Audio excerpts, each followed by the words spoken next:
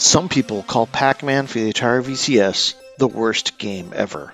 In some cases, it vies with E.T. at the top of top 10 worst lists. What if I told you we can maybe pinpoint the exact moment Atari caused their own demise? The exact moment Atari lost the video game war. This story is about to take a dramatic turn, away from crappy games and into the realm of mistakes.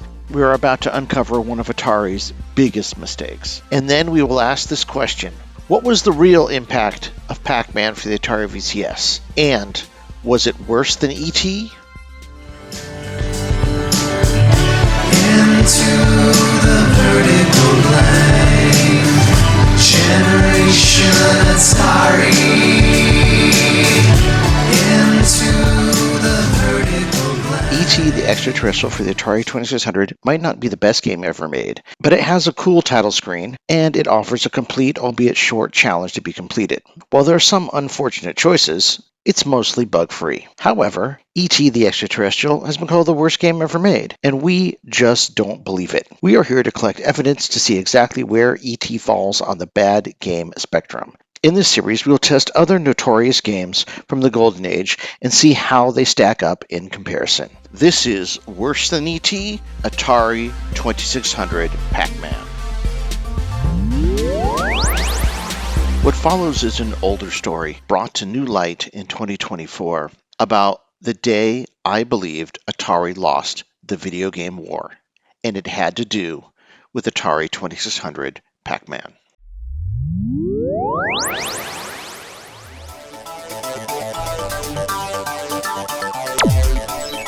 This is a story about Pac-Man, Electronic Games Magazine, and the exact moment that I figure Atari lost the video game war.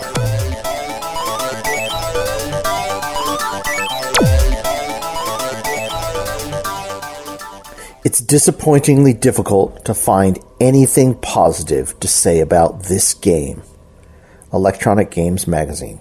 With those words, I believe, Electronic Games Magazine changed the course of video game journalism forever. The United States Constitution allows for a free and independent press because the framers believed this fourth estate was necessary for a democracy to flourish and grow.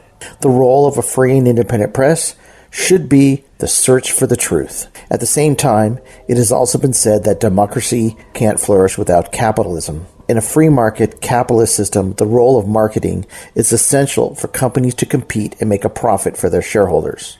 Marketing, by design, is not necessarily truthful. Marketing messages are designed to highlight the positive and downplay the negative of one's own interests while doing the opposite for competitors. However, what happens the day that said capitalist industry runs smack dab into the free and independent press searching for the truth?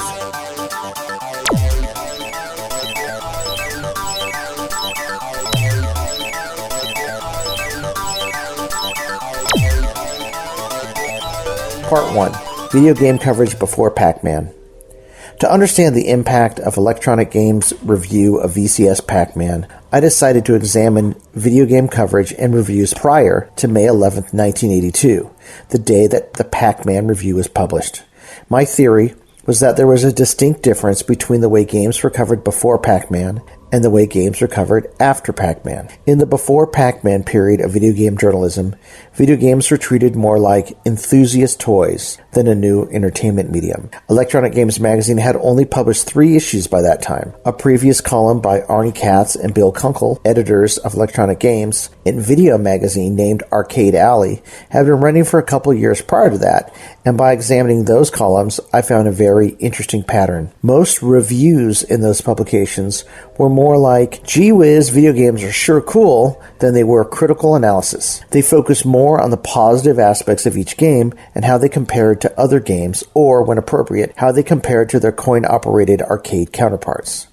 Not only were the games for the Atari VCS breaking new ground in the pages of Video Magazine, but the writers of Arcade Alley were pulling double duty. They're trying to inform the readers about great new games and also make an argument for the existence of video games as a medium in the first place. Remember, this is one of the first places that had a regular column about video games published anywhere. Plus, Atari's early games might look poor in 2020 hindsight, but at the time of their release, they were pretty much groundbreaking. Here are some examples of how Arcade Alley reported on Atari VCS games and the positive spin they took on almost all of them. Quote, "Adventure is a bold departure from the usual video game. It's one cartridge that every Atari owner will certainly want to add to his library." Arcaders who love driving games, or who've always wanted to become long-haul truckers, will be glued to the wheel for this home version of the longtime commercial favorite Night Driver. As with the great single-player contests, Missile Command delights the senses and challenges the reflexes. Vivid graphics, including a color-changing background, help maintain involvement in the struggle to defend Earth's 6 cities. The verdict for Asteroids for the VCS system is fantastic. It boasts the most distinctive sound effects since Space Invaders, sharp graphics, and arcading action that never quits. And while obvious Atari VCS hits got good nods in the pages of Arcade Alley, so did some other games that you might not expect got good reviews. Superman. Superman ushers in an exciting new era for home arcades. One round will convince any player that always innovative Atari has done it again. Bowling is an enjoyable version of a sport that is perfectly suited to the video arcade format. Purists may claim that miniature golf doesn't faithfully imitate the real sport, but most arcade addicts would be having too good a time to care. Video chess is a game that even the lowliest pawn pushers should find rewarding for many hours of enjoyment. Atari Slot Racers has virtually nothing to do with either slot cars or racing of any kind, but ranks as the most important of the classic Labyrinth games. It's a fast-moving head-to-head thriller that requires quick thinking and even quicker manipulation of the joystick. Sports games have never been Atari's forte, but championship soccer more than makes amends for any previous weaknesses. It's hardly the ultimate soccer simulation, but this one's relentless action, its spare yet effective graphics, and the myriad of variations make it an outstanding team sports cartridge. End quote.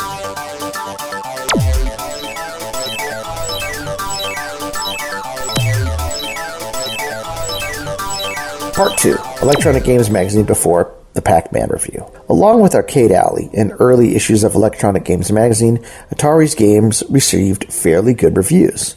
The winter 1981 of Electronic Games said Missile Command for the Atari 2600 represents the most successful conversion of a commercial arcade super game to the more limited confines of a home programmable system.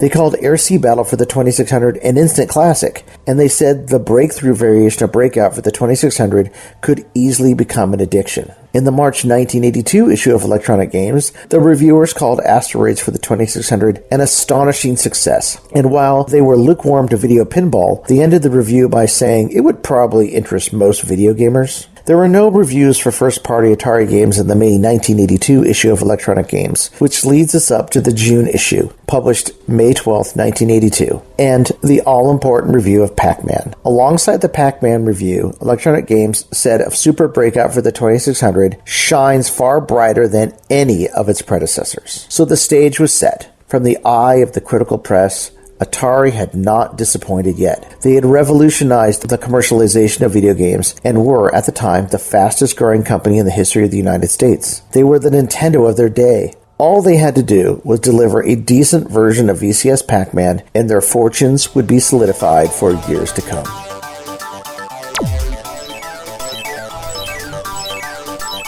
Part 3. The development and release of Pac-Man. To say Atari hyped the release of Pac-Man does not do hype justice. Never before had a video game had such high expectations. The game was released April 3rd, 1982, on a day that Atari called Pac-Man Day, although many retailers like Sears began selling it weeks before. On Pac-Man Day, Atari held events in 25 cities to announce the release. It was the biggest event home video games had ever seen. It was also one of the first times a video game had an actual release date. However, not everything seemed right. The initial Atari TV commercials for the game didn't even show what it actually looked like. According to Atari Business is Fun by Marty Goldberg and Kurt Vendel, the game was designed by Todd Fry as his first game project for Atari. Development was not rushed, and Fry worked hard to get the VCS to produce a decent version of a Pac-Man-like game. The problem was the limitations of the VCS, combined with the overall engineering talent left at Atari in 1981, meant that the pool of innovative engineering ideas was shallower than it had been a couple years before. Many of the best programmers had left or were planning to leave to form Activision Activision and Imagic, among other third-party developers. Maybe VCS Pac-Man was a victim of Atari brain drain. Maybe if David Crane or Rob Fulop or Rick Maurer had been around to bounce ideas off of, the game would have turned out better. Maybe if the game was designed to use bank switching for more memory, or Fry was not given the requirement to create a two-player game, he would have had more resources to produce a more faithful version. VCS Pac-Man in and of itself is not a bad maze game. However, under the circumstances, as a version of the coin-op Pac-Man, released in 1982, at the same time Buckner and Garcia's Pac-Man Fever was hitting the charts, among an unprecedented flurry of events, TV commercials, and marketing hype. Arriving on Atari's flagship platform, it was a terrible game. Atari's Pac-Man Day was a day that would live in infamy.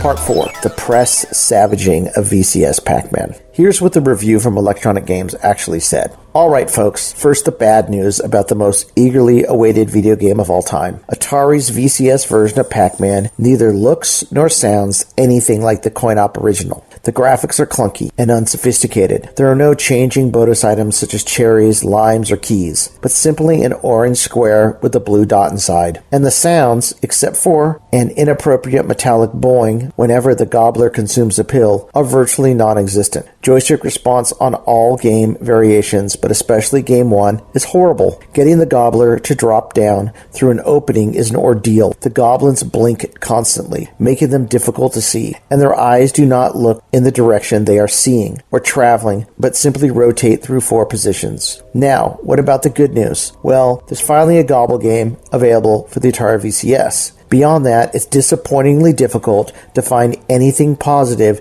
to say about this game. Considering the anticipation and considerable time Atari designers had to work on it, it's astonishing to see a home version of a classic arcade contest so totally devoid of what gave the original its charm. There's none of the whimsy of the Namco Midway version, nor any of the delightful graphic elements. Even the famous Pac-Man theme is missing. The game looks suspiciously like a project where the creators were so afraid of not measuring up to their source of inspiration that they simply avoided any conflict. Editorial. Get that? What they meant to say was, they just made a different game. The only area where the games go head-to-head is the Gobbler himself, and here Atari's version makes the transition quite satisfactorily. As in the coin-op classic, players maneuver the hungry Pac-Man around a labyrinth stocked with pills and patrolled by ravenous goblins. Unlike the coin-op version, the maze is a single line and the pills look like hyphens. The bonus thingy has a stationary value of 100 points. This Pac-Man is no pushover, however, and even top-flight gamers will have their hands full racking up many thousands of points. Patterns can be developed to a certain extent, but the whole play mechanic depends on the game variation chosen. On those games where the gobbler moves very fast, joystick control is improved, although still far from slick. In the final analysis, those Atarians who are desperate for a gobble game will find that this version fits the bill. Those arcaders who demand that home versions match their coin-op cousins will be seriously disappointed. And that's the end of the review. The review of VCS Pac-Man in the pages of Electronic Games magazine was nothing short of shocking. Never before had I read such a scathing indictment of a video game. I was so used to reading reviews that told me how a game played and what to expect, but had very little in the way of criticism. Here was a totally different type of review. The review in Electronic Games magazine showed disdain. It showed hurt. It showed disappointment. It was like Atari had let the whole video game industry down by not following through. The last line of the review said it all. Those arcaders who demand that home versions match their coin-op cousins will be seriously disappointed. Elsewhere, the press was just as critical. It was not until the June 1982 issue of Video Magazine and the review of Pac-Man that any Atari VCS game received an unfavorable review in that magazine either. Here's a quote. Unfortunately, those who cannot evaluate Pac-Man through a lover's eyes are likely to be disappointed. It is not quite what electronic game fans expect from Atari. End quote. That review is actually one of the nicer opinions. Other publications did not pull any punches. In the premier August 1982 issue of Video Games magazine, they described VCS Pac-Man this way. Anyone who buys Pac-Man because they love the arcade game with the same name may wind up disappointed. Other than retaining the same basic concept, it bears few similarities to the real Pac-Man." End quote. The premier issue of Video Game Player from fall 1982 called Pac-Man like this: "Just awful." End quote. The point here is not that VCS Pac-Man was a bad game or that it got a bad review. It's that it represented a sea change in the way Atari VCS games were reviewed by the burgeoning video game press. No longer were enthusiasts and reviewers trying to argue for the inner life of their hobby. They were now looking at games critically and calling out the failures above successes. It didn't help that Atari's Pac-Man game was such an utter dog. The press had spoken, and Atari's free ride was over.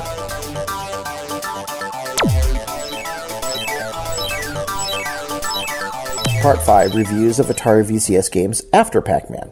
After the release of Pac-Man for the VCS, the coverage of Atari 2600 games took a turn for, if not the worse, then at least more critical than the fanboy slavering they had received pre-VCS Pac-Man. While some games did get good notes, like Haunted House, Super Breakout, and Star Raiders, Atari no longer got a free pass when it came to reviews. For example, in 2019, Yar's Revenge is considered a classic, but in the wake of the Pac-Man review, no Atari VCS game got a free pass. In the October 1982 issue of Electronic Games, it was called, quote, "far too static," end quote, even though it was a play on the arcade game Star Castle and was arguably a deeper and more challenging experience than that game. Even when games received favorable reviews, oftentimes they were still compared to the missteps Atari made in the past. Game reviewers had been as shocked by the terrible quality of Pac-Man as game players. In the review for Defender in the November 82 issue, Electronic Games called back to both Pac-Man and Yar's Revenge to compare and contrast the relative success of their Defender cartridge. While praising Defender, Electronic Games made sure to remind people that VCS Pac-Man was tremendously disappointing. They also added insult to injury by reminding readers that Yar's Revenge was mediocre, which again, in hindsight, feels like Yar's Revenge got stuck in the negative coattails of VCS Pac-Man instead of being judged on its own merits. Even 6 months after the review of Pac-Man, in their mostly positive review of VCS Berserk from the January 1983 issue of Electronic Games, the magazine spent nearly one-third of the text trashing VCS Pac-Man and discussing how it made them nervous about maze games from Atari. Quote, "When Atari announced plans to produce a home edition of the well-known Stern maze shootout Berserk, skepticism ran rampant throughout the electronic gaming world. The basic situation, an on-screen hero shoots at computer-directed robots as an arcader moves from room to room, sounded like it might be hard to reproduce given the limitations of the VCS hardware. Besides, Atari hadn't done such a masterful job on Pac-Man, its previous attempt to translate a prominent maze game for home screen play. Those disappointed by Pac-Man adopted an understandably cautious wait-and-see attitude towards Berserk." End quote. It seems that Pac-Man was such a monumental failure that even when Atari made a decent game like Berserk, they could not shake their first great failure as a video game company.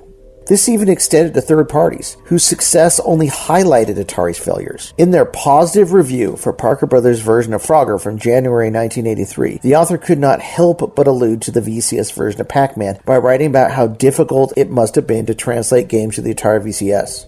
Quote, "Translating popular coin-op video games into the home medium, particularly the VCS format, has proven one of the most formidable challenges of this decade. While some games have proven naturals for home translation, many have simply defied the programmer's best efforts to bring them to the 2600 screen." End quote. Furthermore, while the press was still reeling from the shocking problems of VCS Pac-Man, reviews for games from Activision and Imagic for the VCS consistently gained high praise.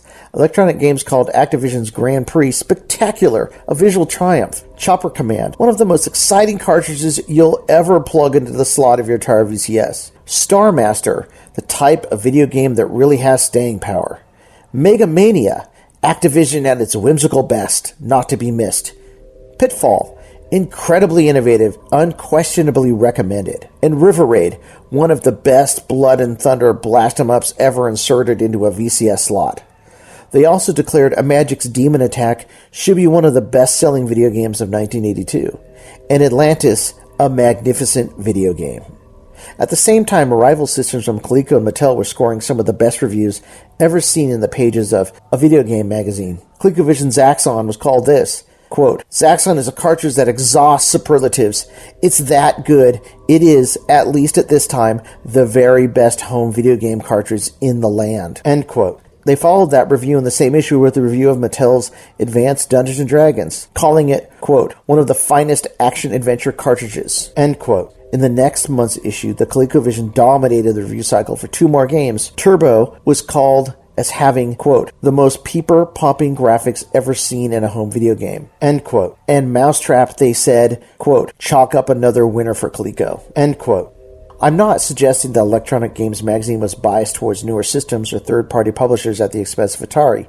The praise bestowed on Activision, Coleco, Magic, and Mattel, and many others was well-deserved. The home video game industry was moving forward, but Atari was stuck in 1983 with the 6-year-old technology on their flagship platform. The newer Atari 5200 was not the instant success they desired, and they had the seemingly prevalent idea that marketing and hype could overcome the technical deficiencies of their platform. Nowhere was this more evident than with Atari's E.T. the Extraterrestrial cartridge. Reviewed with unfortunate synchronicity in the April 1983 issue of Electronic Games, right in between positive reviews for a selection of ColecoVision games. This is what they said, quote, E.T. Atari VCS. It's truly difficult to understand a game such as E.T. After splurging a reported $10 million to get the property and Steven Spielberg's cooperation, this game looks like it was turned out in about 5 weeks. The graphics are crude, the play mechanics are unlikely to captivate any but the youngest arcaders, and the entire project seems ill-conceived. End quote. As video game enthusiasts first, Electronic Games magazine might have been biased towards newer systems or third-party publishers at the expense of Atari, but that was their right. They were preaching for the existence of video games as a hobby, not as a mouthpiece for the industry, and certainly not a mouthpiece for Atari. This was the job of the free and independent press, to keep the businessmen in check and vouch for the hobby as a whole, while saluting artistry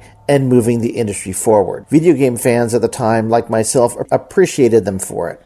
We might have started as Atari fans, but our eyes were open to new systems and games outside the Atari sphere. Much has been said about E.T. the Extraterrestrial for the VCS. Some call it the worst game ever made. Others blame it for the eventual golden age video game crash. I think that's giving it too much credit. If you are like me, a 13-year-old following the video game industry in the pages of magazines as if it was the most important thing in the world, E.T. was simply more of the same, especially from Atari. It was not a good game for many reasons. Overwhelming marketing hype, high cost of the license, short development time. However, that was just indicative, at least in my mind, of Atari at the time. Electronic Games wrote the figurative shit sandwich of VCS reviews for E.T. by saying this, quote, save your time and money.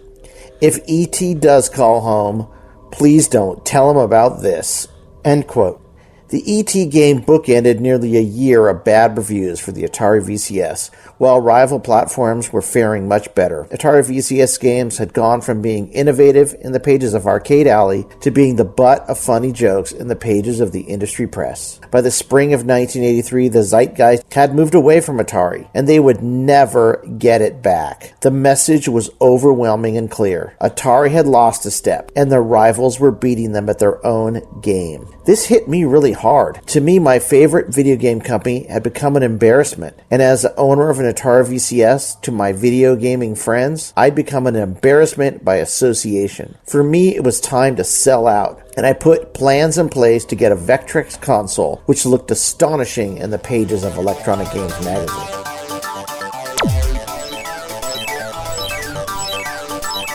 Part 5.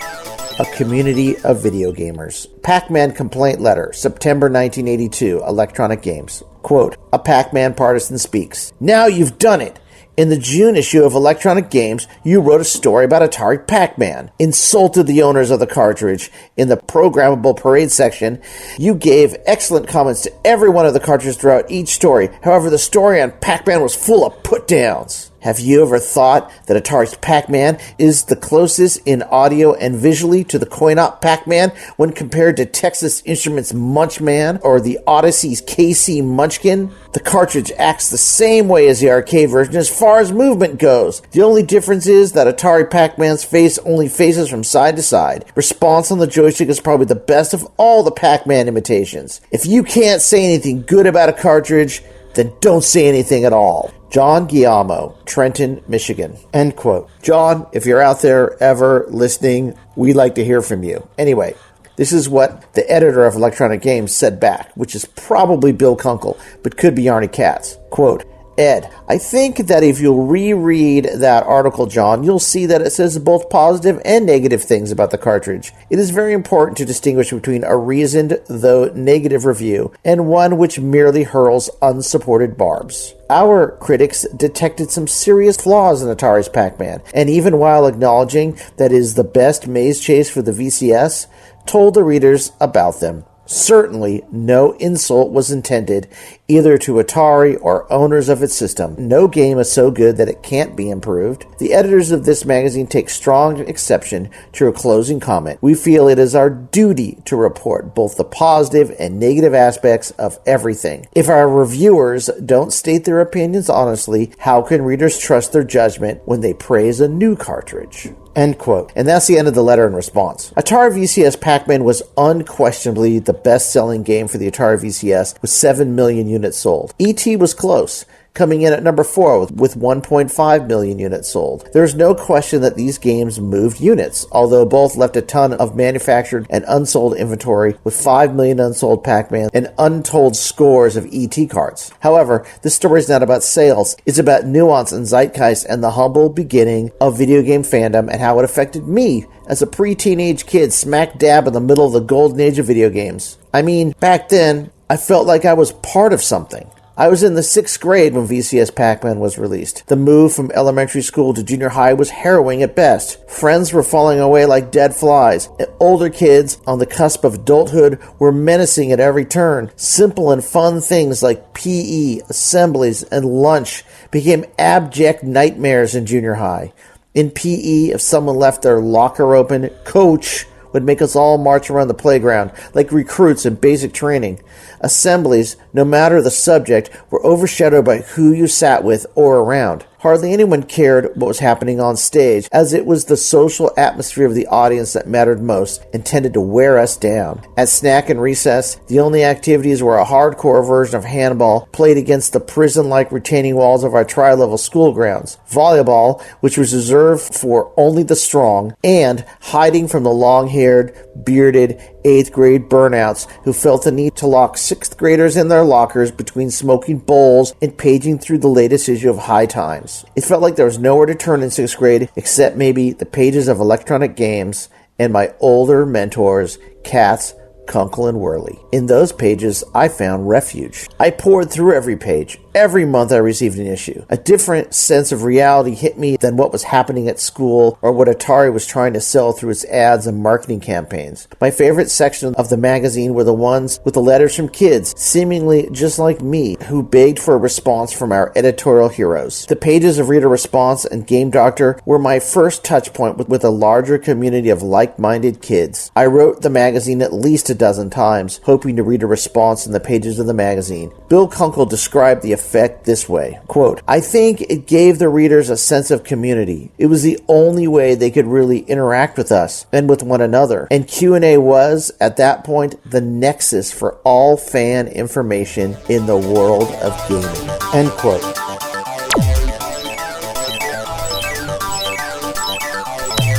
Part 6. Miss Pac-Man. About a year after the VCS Pac-Man review appeared in Electronic Games magazine, they printed the following in July 1983. Quote, Miss Pac-Man is a great piece of work with all the appeal that gamers could want. End quote. Atari had finally done it. They put their minds to it and created a game that was, at the very least, an acceptable version of an arcade game. With their Atari 5200 console failing to light the world on fire and stiff competition posed by ColecoVision and its near arcade quality game ports, Atari had their back against the wall. Why was this game, VCS Miss Pac-Man, so much better than the VCS Pac-Man? Why? Well, Miss Pac-Man for the VCS included far more cartridge ROM 8K than Pac-Man and used bank switching, which allowed for greater visuals. This meant the game cost Atari more than other the cartridges, but it was worth the price. According to AtariProtos.com, Atari VCS Miss Pac-Man was programmed by Mike Horowitz and Josh Littlefield from GCC, the company that programmed the original Miss Pac-Man arcade game, first as an illegal mod to Pac-Man and then as an official game for Midway. GCC would go on to design the Atari 7800 console and program the first set of impressive games for that system. If only Atari had made that decision a year earlier, then, possibly, they would not have seen their fortunes fall so quickly and so dramatically.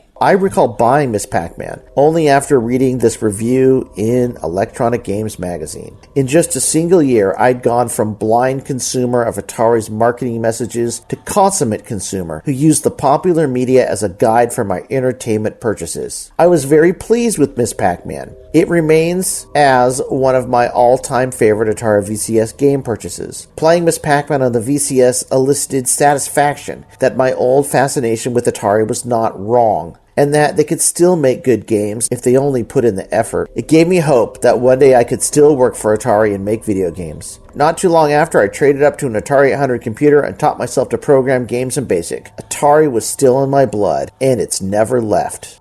Part 7. Too Little Too Late. Atari's fortunes were not affected just because they released a crappy version of Pac-Man for the Atari VCS. The game is not the worst game ever, nor did it directly kill the company. However, their fortunes were affected because they released a crappy version of Pac-Man for the Atari VCS, and, thanks to a newly established critical video game press, the new community of video gamers, like the ones in the letters section of Electronic Games magazine, had the chance to know about it before they bought it and converse about it afterwards. A seemingly small detail, but a significant change that led to a whole new way Atari was covered in the press. While some Atari VCS games did receive positive notes after Pac-Man, the damage was done. In the pages of video game magazines after Electronic Games' Pac-Man review was published, there was a general feeling of disappointment and discouragement with Atari products that still exist to this day. Even though Atari managed to gain back some respectability with solid versions of games like Miss Pac-Man, the damage was done. In less than a year, the zeitgeist moved away from Atari and toward other platforms and companies. Miss Pac-Man, however good, was too little too late. And that's why, May 11th, 1982, the day that Electronic Games first reviewed Atari VCS Pac-Man in the pages of their magazine, will live as the day that Atari lost the video game war.